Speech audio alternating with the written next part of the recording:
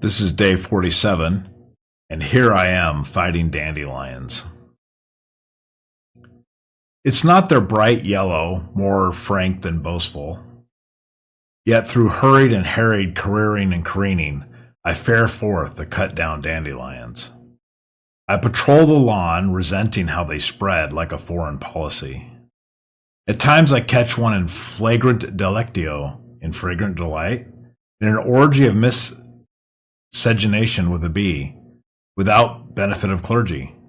I dig up dandelions at the height of their excesses. I fight fair, no chemicals. I'm a Rachel Carson man, and organic gardening, and damn the fluoridation racket. Word goes forth, Burke is after us. Hurry, proliferate, be a population explosion. This is my next poet in my series of poets that I am grateful for, Kenneth Burke. I'm spending my Thanksgiving week thinking of poets that had a major impact on me in my life. Is poetry dead, I wonder?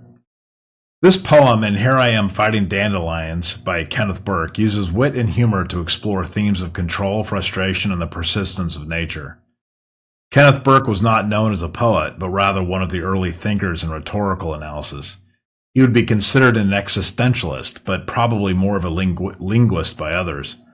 This poem captures his humor as well as his view of the world as full of symbolism. The poem deals with the human struggle against nature, symbolized by Burke's battle with dandelions. The dandelions represent not only an annoyance, but also nature's resilience, adaptability, and defiance of human efforts to control it. On a deeper level, the poem reflects on the futility of trying to impose order on the natural world, and perhaps even on life itself.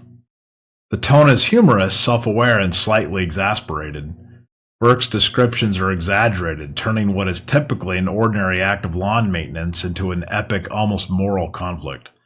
This whimsical tone helps lighten the serious undertones of ecological and philosophical questions.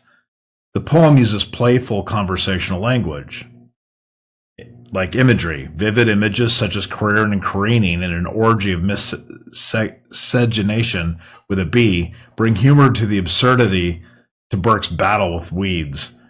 He personifies dandelions, giving them agency, such as plotting a population explosion and spreading like a foreign policy. This heightens Burke's frustration as if the plants are actual intentional enemies.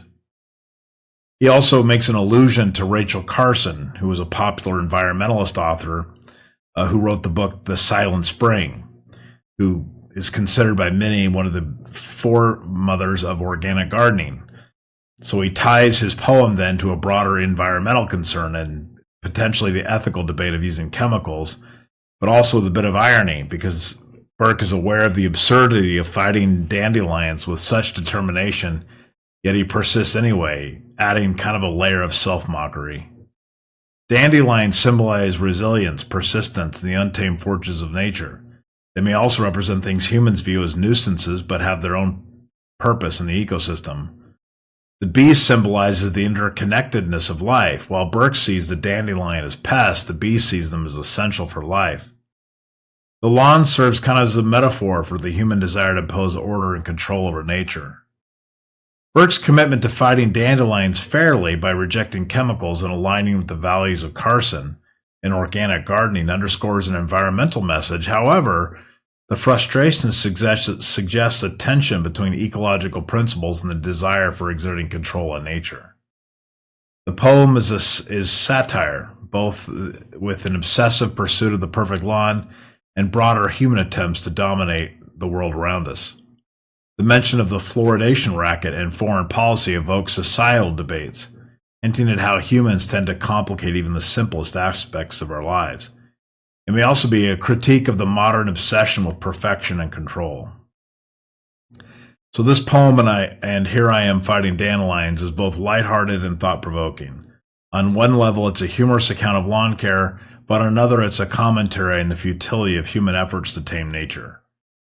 As typical, Kenneth Burke's battle with dandelions becomes a metaphor of life's ongoing, sometimes absurd challenges, reminding us of the need to coexist with rather than dominate the world around us.